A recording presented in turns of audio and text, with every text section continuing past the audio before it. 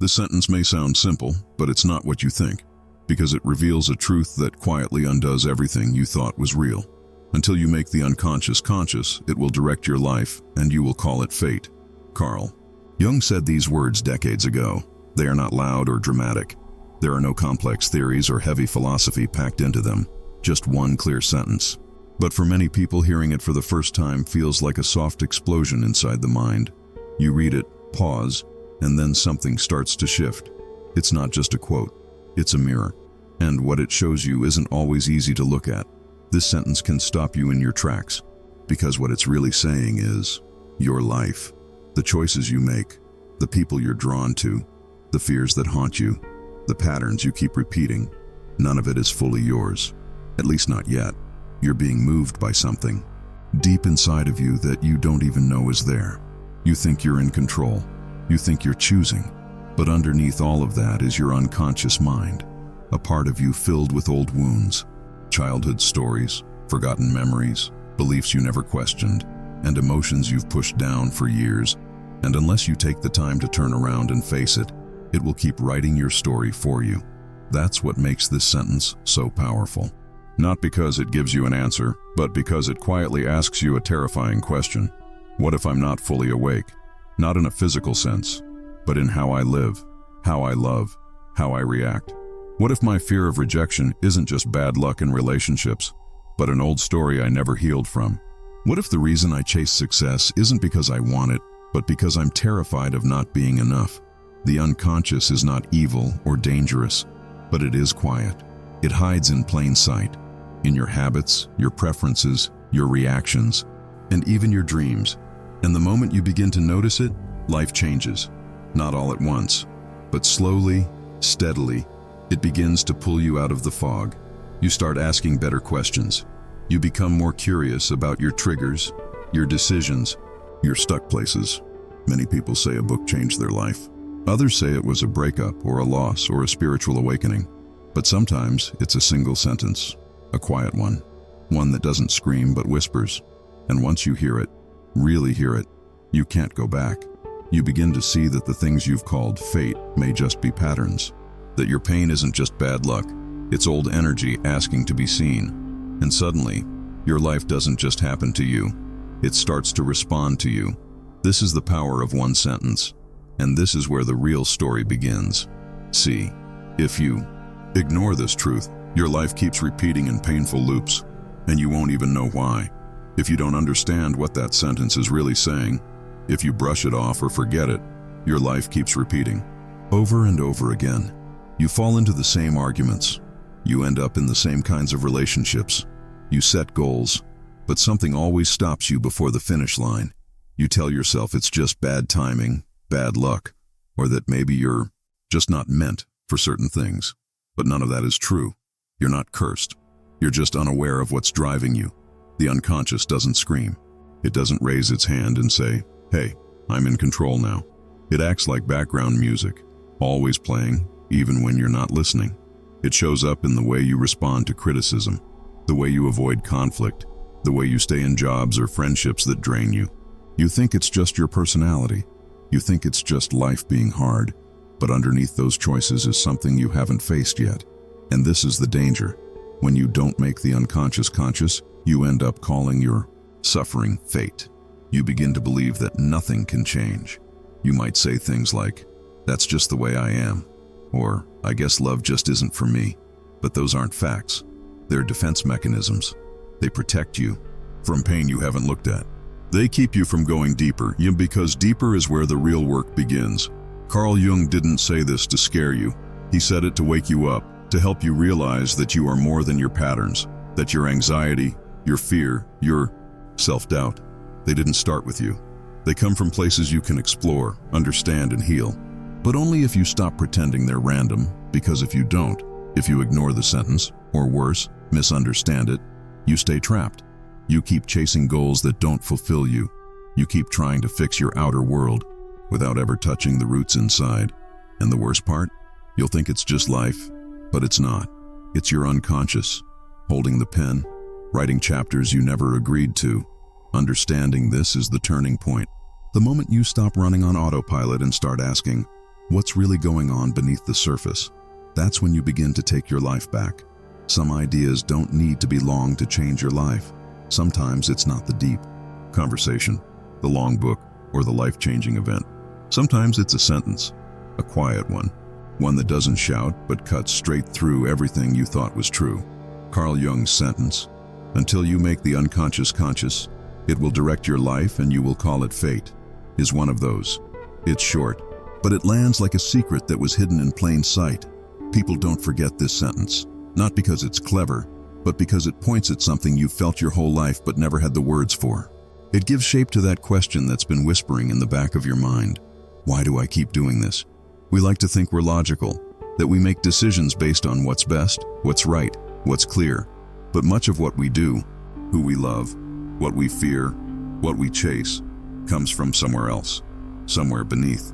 You might think you chose that job because it made sense, but maybe a part of you just needed to feel worthy. You might think you pulled away from someone because they changed, but maybe something in you was terrified of being seen too deeply. And that's where the power of a sentence comes in. It doesn't explain everything. It doesn't hand you a roadmap, but it does flip a light switch. Suddenly you're looking at your life and realizing, I've been following a script I didn't write. Jung's work reminds us that we are full of old messages, from parents, from culture, from past wounds that live inside us and make decisions for us. These messages aren't evil. They were created to protect us. But protection and growth don't always go together. A child who learns to stay quiet to avoid punishment may grow into an adult who never speaks their truth. That silence feels safe, but it's also a prison. This is where the unconscious hides, in what feels normal, automatic, familiar. And that's why one sentence at the right time can act like a crack in the glass. A single thought that shows you the cage you didn't know you were in. Think about the first time you heard a quote that hit you. Not just something nice, but something that stuck in your chest. Maybe it wasn't even Jung. Maybe it was, you. Accept the love you think you deserve. No one can make you feel inferior without your consent. You're not lazy. You're overwhelmed. Sentences like that don't tell you what to do. They show you where you are. They hold up a mirror and make you look, even if it's uncomfortable. And that's where transformation begins. Not with motivation, not with hustle, but with awareness. This is why Jung's words live on, because they ask you to stop blaming luck, or people, or circumstances, and start looking inside. That doesn't mean blaming yourself. It means getting curious. It means asking, what if I've been doing my best, while still being guided by something I haven't healed yet? A sentence doesn't need to be long to change you. It just needs to be true. Deeply, uncomfortably, unmistakably true. Jung gave us that kind of truth. The kind that doesn't force you to change, but invites you to wake up. And once you do, you start to feel the difference. You begin to pause before reacting. You begin to ask, why does this make me so angry? You notice when you feel small or invisible or fake. And instead of brushing it off, you sit with it. You see the patterns not as curses, but as clues. That's what one sentence can do. It doesn't change your life like a lightning bolt. It changes your life like a seed, small, quiet, planted deep, but over time, it cracks open something you didn't even know was closed. It begins to grow roots, and from there, everything changes. So when people say, how could a single sentence matter that much? The answer is simple. Because the right sentence doesn't give you information, it gives you insight. And insight is what turns fate into choice. Jung's sentence isn't just a line from an old book. It's an invitation to step off autopilot, to stop calling pain normal, to stop repeating what hurts and start becoming who you really are. That's the power of one sentence. And that's why it stays with you long after you've heard it. What does it really mean to make the unconscious conscious? It sounds abstract, maybe even mystical, but Carl Jung wasn't trying to be mysterious. He was pointing to something incredibly real and very personal. He was saying, there is a part of you that you cannot see, but it shapes everything you do. And until you start seeing it, it quietly runs your life. The unconscious is not just made up of repressed memories or childhood trauma. It's also full of forgotten dreams, beliefs you inherited without question, old emotional wounds, survival, strategies and stories you tell yourself without realizing. It includes your shadow, the parts of yourself you reject, hide, or deny. These are not bad parts. They are just unaccepted. And the more you ignore them, the more power they have over you. Let's say you grew up in a home where anger was punished. As a child, you learned to push your anger down. You became the good one, calm, polite, easy to be around. That became your identity. But the anger didn't go away. It just went underground. Now, as an adult, maybe you avoid conflict at all costs. You let people walk over you. Or maybe your anger leaks out in sharp sarcasm, passive aggression, or sudden outbursts that confuse even you. That's the unconscious at work. Or maybe you were praised only when you achieved something. So you grew up chasing success, thinking that's how to feel valuable. You learned to equate productivity with self-worth. Now you can't rest without guilt. You burn out again and again. You say yes to things you don't want to do, just to prove you're enough. That's not a personality trait, it's a survival pattern. And again, it's unconscious. The moment you become aware of these patterns, something shifts. You start seeing them as patterns, not as truth. You realize your reactions have roots, that your habits have history, and more importantly, that you have the power to change them, but only by looking inward. This work isn't always easy. Making the unconscious conscious can be uncomfortable. You might uncover grief you never dealt with, rage you didn't know you had, needs you've denied for years. But this is not weakness. This is healing.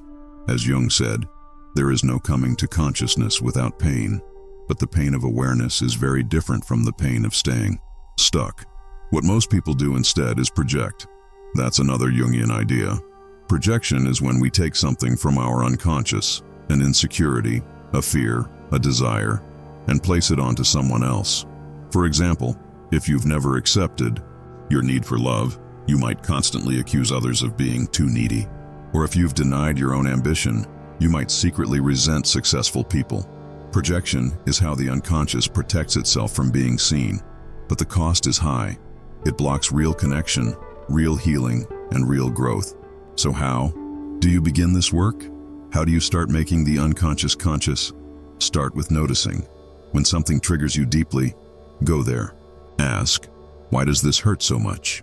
When you overreact or shut down, pause. Ask, where have I felt this before? These aren't just reactions.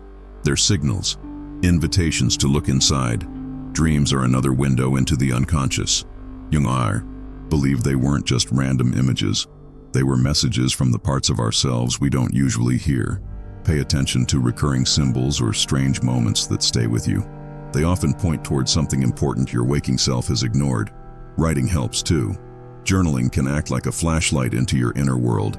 Not just writing about your day, but asking, what do I feel and why?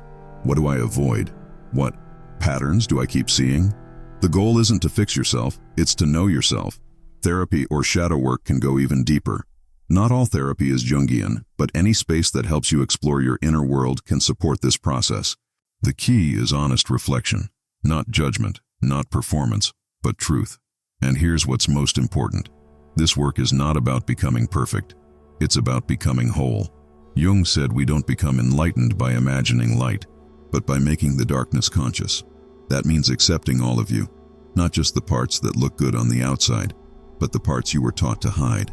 When you do this, you begin to change, not in a loud or flashy way, but from the inside out. You make different choices. You stop reacting from old wounds. You begin to feel more grounded, more alive, more you. This is not a fast process. It's a lifelong path, but even beginning to walk, it changes everything. You stop being a stranger to yourself. You stop blaming life for what's really your own inner work. And for the first time, you begin to write your own story. Not the one your past demands, but the one your soul is ready for. This is the real meaning behind Jung's sentence. It's not just a warning, it's a gift. A quiet key that unlocks a door you didn't even know was there. And once you walk through it, there's no going back. Because once you see your unconscious, once you meet the part of you that's been hiding, you start to understand yourself not just as a person, but as a whole world. Once you begin to uncover your unconscious, something unexpected happens. At first it feels like a breakthrough. Things start to make sense. You realize why you've been stuck, why you've been hurt, why you've made certain choices. But after that wave of clarity, something else comes. Silence, stillness, a strange, heavy pause. This is the part almost no one talks about. The quiet after the awakening, the empty space that follows deep realization. You thought that seeing the truth would light a fire under you, that it would make you feel free and powerful. But instead, it can feel like the opposite. You don't feel excited. You feel hollow, unmotivated, a little lost. Carl Jung warned us about this. He said that awakening is not the end of the journey. It's the beginning of a deep inner shift. He called this space the liminal stage, a time between two identities. Your old self, the one ruled by ego, performance, and patterns, has been exposed. But your new self, the one guided by wholeness, hasn't fully arrived. Yet, you are between stories. The mask has fallen, but the real face hasn't fully formed. And in that in-between, everything feels off. The things that used to motivate you, achievements, praise, attention, success, no longer feel exciting. But you don't yet have a new source of energy. You're not lazy, you're not broken. You're in a sacred pause. Jung compared this stage to the chrysalis, the moment when a caterpillar dissolves before becoming a butterfly. Inside the cocoon, the caterpillar loses all shape. It becomes a formless goo, not the old creature. Not yet the new one. That's you right now. You're no longer who you were, but you're not sure who you are becoming. And that uncertainty can feel terrifying. In our world, stillness is misunderstood. We're taught to always move forward, always improve, always do more. So when you stop feeling driven, you might think something is wrong. You might feel guilt for not hustling, shame for not achieving, fear that you've lost your spark. But in truth, this pause is not failure. It is formation. You are being rebuilt from the inside out. During this time, your system is rewiring. Your body, your emotions, your thoughts are adjusting to new truths. The ambitions that once drove you were often fueled by fear. Fear of not being good enough, fear of being alone, fear of being forgotten. Now that those fears are being seen, they're no longer in charge. But without them, things feel empty. And that emptiness is where the soul begins to speak. This is the blackening Jung spoke of, the part of alchemy where the old material breaks down before something new can be created. It's not glamorous, it's not inspiring. It can feel like confusion, numbness, even sadness. But underneath it, something sacred is happening. The ego is no longer leading. And the self, your deeper truth, is slowly waking up. Our culture has no patience for this process. It calls stillness laziness. It calls pause depression. It rushes people to fix, to perform, to bounce back. But you are not meant to bounce back. You are meant to become something else entirely. In this space, you might feel like you've lost your direction. Your passions may fade. Your goals may seem pointless. That's not regression. It's clarity. You are no longer willing to chase things that aren't real. The life that was built from performance is falling apart because it no longer fits your soul. And yes, it can be scary. When everything feels quiet, your mind may panic. You may ask, what's wrong with me? But the better question is, what is finally trying to be born through me? This is not the time to force answers. It's the time to listen, to sit with the silence, to honor the pause. Because in that stillness, something new is forming. Not out of pressure, but out of presence. You may feel like you're drifting, like nothing makes sense. But that drifting is a kind of trust test. It's your soul asking you to stop searching for the next thing and instead feel, rest, observe. This is when your real self starts to gather strength, not through effort, but through alignment. You may notice you cry more easily, or that you're tired for no reason, or that small things feel deeply emotional. This is the system clearing itself. Let it. Let yourself grieve the old life. Let yourself release the old story. You are not falling apart. You are falling deeper into truth. The most powerful shifts often begin in stillness, not in shouting, not in action, but in quiet moments when you're alone, sitting with yourself and realizing something is changing. You may not have words for it yet, but the feeling is real. So if you're in that sacred pause right now, don't rush out of it. Don't force clarity. Let the space do its work. Let the chrysalis shape you. Let your identity dissolve so that your essence can rise. This is not the end. It's the space before the beginning, a holy in-between that prepares you for the life you've always been meant to live, one that doesn't come from fear, but from truth, one that doesn't rely on performance, but on presence, one that doesn't beg for approval, but breathes in alignment. This is the sacred pause, and if you can trust it, just trust it. You will come out not just awake, but transformed. After the silence, after the stillness, something begins to rise. It's not loud. It doesn't push or demand. It hums. It waits. It feels like a gentle pull, a quiet knowing. You begin to notice a different kind of energy, not the kind that shouts, "Go prove yourself," but the kind that whispers, "Just be true." This is the beginning of individuation, Carl Jung's name for the lifelong journey of becoming who you really are. Individuation isn't about becoming perfect. It's not about reaching a goal or achieving enlightenment or fixing all your flaws. It's about becoming whole, not better, whole. That means facing your shadow and your light, your strengths and your weaknesses, your wisdom and your wounds, all of it. Before, your energy may have come from the need to succeed, to be liked, to fit in. You wore masks without knowing it. You played roles that earned you approval, but the cost was high. You lost touch with what felt honest. Now, that old energy is gone, and what takes its place is something deeper. This is the self, not the ego, but the deeper truth inside you. Jung believed the ego is important, but it must be integrated. It can't run the show. The ego wants safety, recognition, status, but the self wants truth, meaning, and alignment. And when the self starts to lead, everything shifts. You stop chasing.